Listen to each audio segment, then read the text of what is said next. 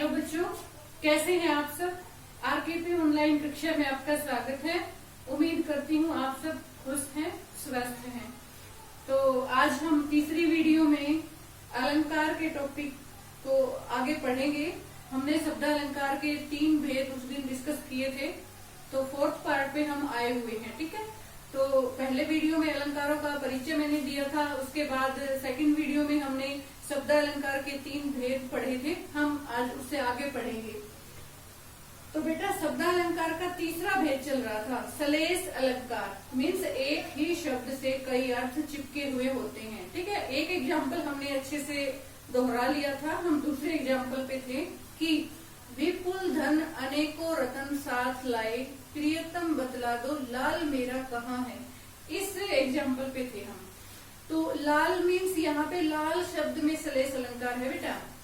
लाल में कैसे है, कोई राजा है जो लड़ाई लड़ने गया, तो जब वो वापिस आया तो बहुत सारा धन दौलत लेके आया साथ में, कि विपुल होता है बहुत सारा धन दौलत। ठीक है, तो उसकी रानी ने पूछा कि बहुत सारा धन तो आप ले आए, लेकिन लाल मेरा कहाँ है। इट मीन्स उसने ये बोला होगा कि मेरे लिए कोई हीरा लेके आना, कोई रतन लेके आना। ठीक है, या फिर राजा का बेटा साथ में गया होगा जब वो युद्ध लड़ने जाते हैं, तो जब वो वापिस आए तो उसको रानी को अपना बेटा दिखाई नहीं दिया होगा, तो शायद वह पूछ रही है कि मेरा बेटा कहाँ है। लाल का पर्यायवाची है ना बेटा।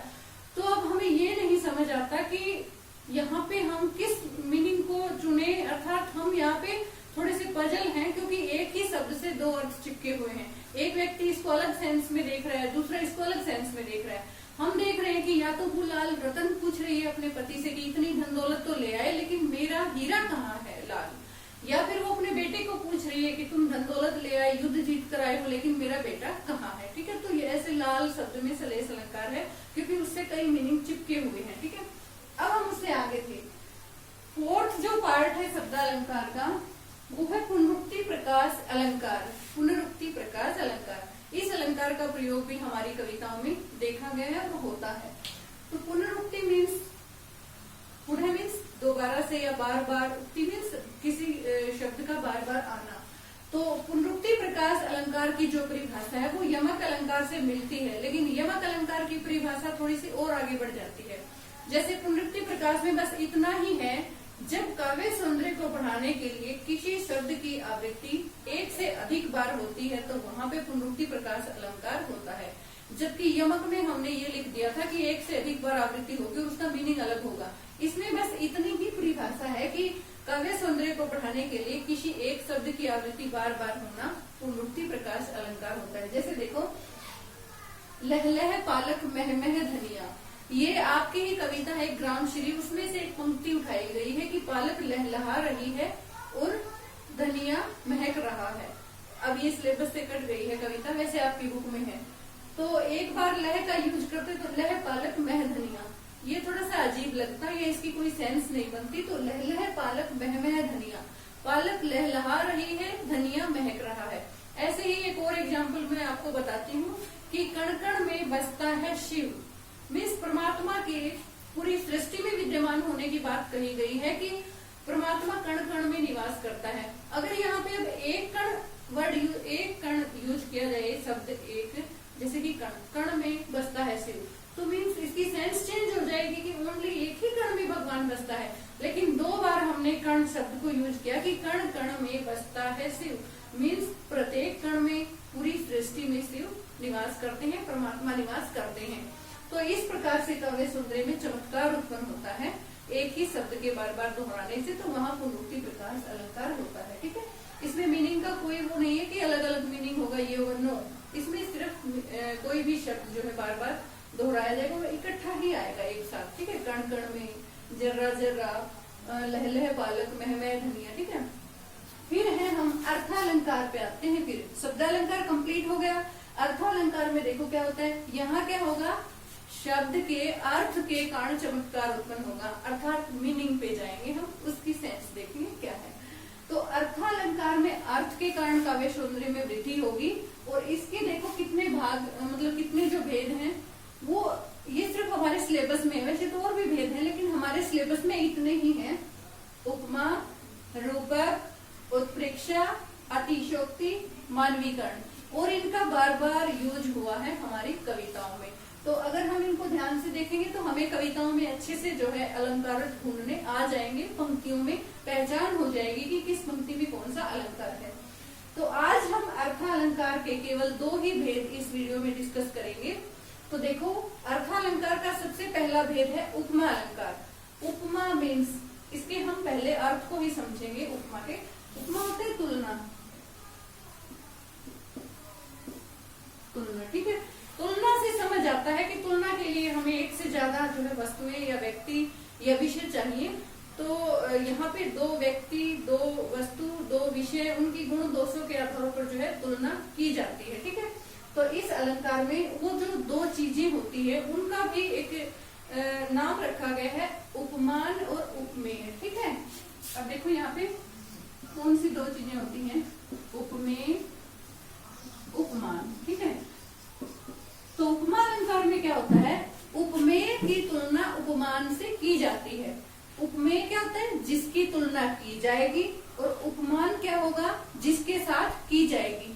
तो उपमा अलंकार की परिभाषा यही है कि इसमें उपमेय की तुलना उपमान से की जाती है। और सा से सी, जैसे सा सरिस आ गया, सा से सी, हम नहीं कहते कि कोमल सी बच्ची, फूल सी बच्ची, कोमल सा हृदय, ठीक है। तो ये सा से सी जो होते हैं ये उपमा अलंकार के पहचान चिन्ह होते हैं, ये लगे हुए मिलते हैं उन पंक्तियों में हमें।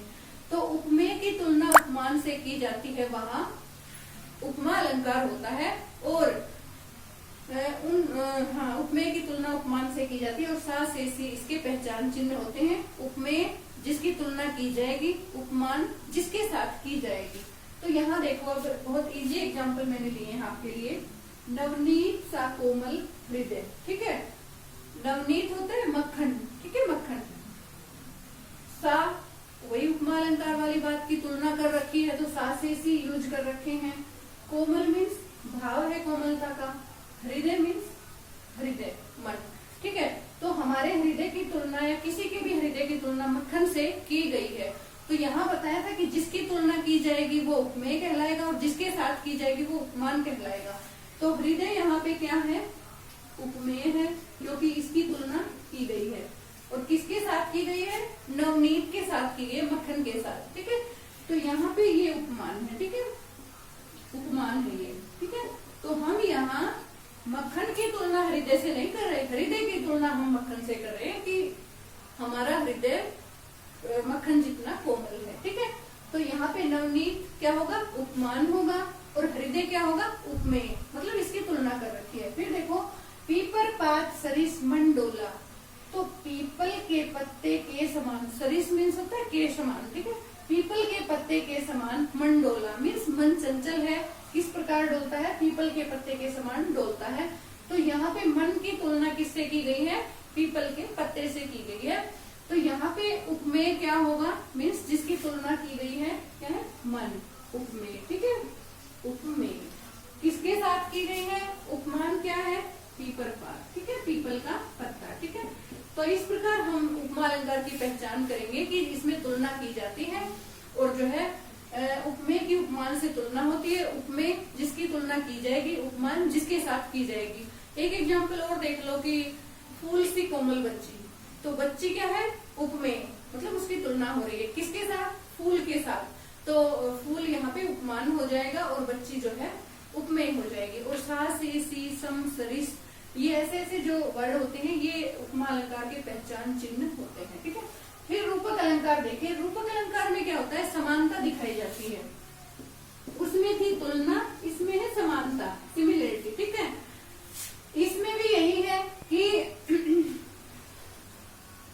ये अलग है, कभी इसको, इसमें देखो समानता, इसमें भी 2 चीजें हैं, उपमेय और उपमान। मीन्स किसी एक वस्तु की, एक व्यक्ति की समानता दूसरे व्यक्ति या दूसरी वस्तु या विषय में दिखाई जाएगी, तो वहां पे रूपक अलंकार होता है।